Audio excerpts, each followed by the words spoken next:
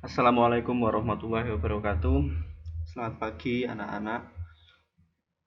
Pada pagi hari ini kita akan membahas tentang materi baru, yaitu tentang diskusi, teks diskusi.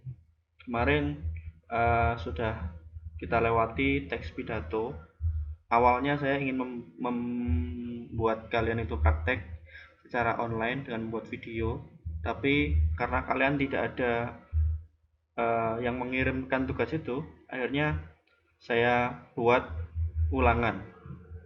Seharusnya kalau kalian mengirimkan video itu, menyelesaikan video itu dan mengirimkan ke KJR, itu akan menjadi nilai ulangan kalian. Jadi kalian tidak perlu ulangan harusnya. Tapi karena kalian tidak ada yang mengirim, jadi saya pikir ya sudah, berarti kalian memang ingin ulangan. Itu terserah kalian. Saya hanya memberikan pilihan. Karena praktek itu bukan berguna buat saya sebenarnya, tapi berguna buat kalian.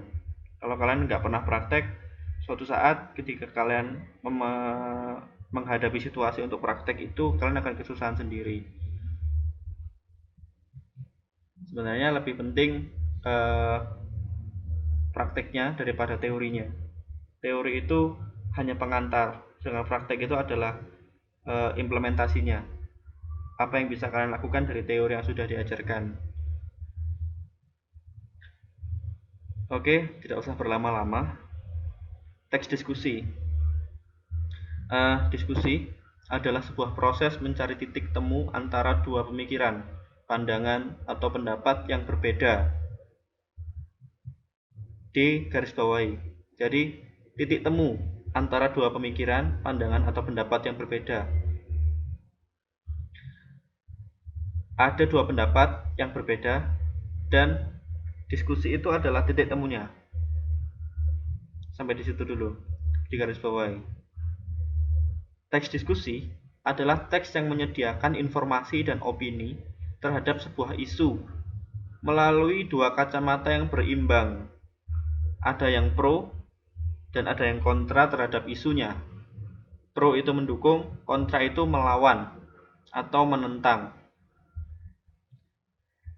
Karena ada yang mendukung dan ada yang menentang, maka perlu didiskusikan. Intinya itu. Kalau semuanya mendukung, ya tidak perlu diskusi karena semuanya satu pendapat kan. Dan kalau semuanya menentang, tidak perlu ada diskusi karena semuanya menentang, tidak setuju. Ya sudah. Tapi karena ada yang pro dan ada yang kontra, makanya perlu ada diskusi. Isu yang dihadirkan dalam teks diskusi itu nantinya akan didiskusikan berdasarkan dua sudut pandang tersebut tuh, ya kan? Jadi karena ada dua pendapat ini, maka didiskusikan bersama. Apa yang titik temunya itu apa nanti? Seperti itu. Lalu tujuan komunikatif dari teks diskusi itu sendiri adalah untuk mengetengahkan suatu masalah atau isu yang ditinjau paling tidak dari dua sudut pandang. Paling tidak ya. Sebelum sampai pada suatu kesimpulan atau rekomendasi. Nah, jadi nanti ada kesimpulannya. Ketika ada yang pro, ada yang kontra, itu nanti diskusi itu bukan saling menyerang, tapi diskusi itu adalah mencari jalan terbaik bagaimana kedua pihak yang mendukung dan menentang itu bisa menyetujuinya bersama-sama. Itu tujuannya diskusi. Jadi untuk komunikatif. Jadi masalah yang ada, gampangnya gini ya, saya kasih contoh. Ada pemilihan kepala desa misalnya. Si A, saya sebut namanya aja ya. Misalnya katakanlah Ulil. Si Ulil itu adalah calon kepala desa satu-satunya di desa itu. Jadi tidak ada saingannya, misalnya seperti itu. Dia adalah calon kades atau lurah satu-satunya di desa itu. Nah, karena dia satu-satunya, ada yang mendukung dia karena dia itu, oh ini baik, ini orangnya, ini baik. Ada juga yang menentang karena wah bianku ngene segala macam. Nah, kan karena ada dua kubu ini, dua pendapat ini, maka mereka perlu bertemu, diskusi. Apa sih baiknya dia, apa sih buruknya dia, dan apa jalan tengah di antara kedua hal tersebut, sehingga mereka ini tidak lagi apa ya istilahnya, tidak lagi berbeda pendapat gitu. Intinya seperti itu diskusi. Untuk diskusi ini sendiri adalah bab 1 dari semester 2, dari LKS semester 2. Kalau kalian mencari di LKS silahkan buka bab 1 di LKS semester 2. Itu nanti ada diskusi itu bagaimana, dan juga banyak contoh-contoh teks di situ. Saya juga punya contoh teks di sini. Misalnya ini, dampak positif dan negatif permainan daring atau game online lah gampangnya. Jadi game online itu sudah ada sejak zaman saya masih sekolah, saya masih SMP, SD bahkan. Itu sudah ada yang namanya game online. Pertama saya main itu, waktu itu saya masih ingat, saya main game online pertama kali di Facebook. Jadi Facebook itu dulu ada gamenya, itu saya main game online di sana pertama kali. Setelah saya SMP agak berkembang, ada game macam-macam, ada PB, ada Dragon Nest, ada Counter Strike, banyak. Jadi saya yang pernah merasakan jadi anak warnet pasti semuanya tahu kalau game online itu menyebabkan kecanduan, bisa sering bolos juga karena itu. Nah itu kan dampak-dampak negatifnya, tapi ada juga dampak-dampak positif yang disebutkan di teks ini. Misalnya melalui jaringan internet, pemain itu dimungkinkan untuk melakukan sosialisasi virtual tanpa dibatasi ruang dan waktu. Itu dampak positif.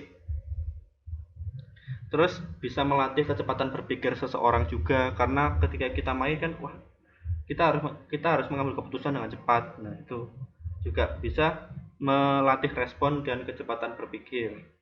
Terus bisa meningkatkan koordinasi tangan dan mata juga. Kalau orang yang tangannya lemot main game ya pasti pasti kalah terus, atau mata dan tangannya itu nggak sinkron. Jadi tangannya ketika main tuh kaku, terus matanya itu nggak natap ke layar, tapi misalnya masih bingung, jadi masih ketika mau mencet masih dilihat. Nah itu kan berarti koordinasi tangan dan matanya belum sinkron, belum bagus. Itu juga dampak positif gitu. Terus bisa meningkatkan kemampuan berbahasa Inggris, otomatis sih, karena game online itu kebanyakan berbahasa Inggris. Jadi kalau kita nggak ngerti bahasa Inggris biasanya akan sedikit kebingungan. Makanya itu bisa menjadi tempat belajar bahasa Inggris juga. Tapi ya itu tadi, banyak sih dampak negatifnya, karena kecanduan tadi kita jadi bolos sekolah, terus duduk terlalu lama di depan komputer. Kalau sekarang HP ya, kalau kita main game di HP juga kita duduknya terlalu lama, itu berbahaya bagi kita. Pertama, kalau kita duduk terlalu sering dan jarang sekali olahraga, itu yang pertama kita pasti akan terkena wasir. Kalau kalian nggak tahu wasir itu ambeien. Jadi ambeien, kalian kalau nggak tahu juga kalian cari di Google, itu penyakit. Terus menyebabkan otot pada tangan dan jari kalian tuh bisa rusak. Kalau kalian tahu pro player, kalau kalian udah sekarang banyak ya, jadi pemain profesional dari game, ada Mobile Legends, ada PUBG, itu pasti otot tangan dan jarinya itu pasti ada yang rusak. Makanya mereka bisa tremor. Tremor itu apa? Tremor itu ketika kalian memikirkan sesuatu ini, kalian mau bergerak seperti ini, tangan kalian itu nggak mampu. Itu kalau kalian terlalu lama atau terlalu sering bermain, itu akibatnya seperti itu. Itu sudah saya rasakan karena saya terlalu sering bermain dari dulu sampai sekarang. Akhirnya ada juga masa-masa seperti itu.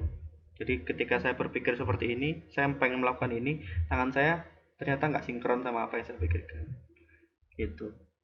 Dan kesimpulannya yang terakhir ini, sah-sah saja bermain game untuk mengusir penat, tetapi mengingat daftar dampak negatifnya yang cukup panjang dan merugikan, pastikan kita memiliki kontrol diri yang kuat supaya dampak negatif yang ditimbulkannya tidak mendominasi. Itu contoh dari saya. Selanjutnya, ini adalah tugas minggu ini. Ada 5 soal.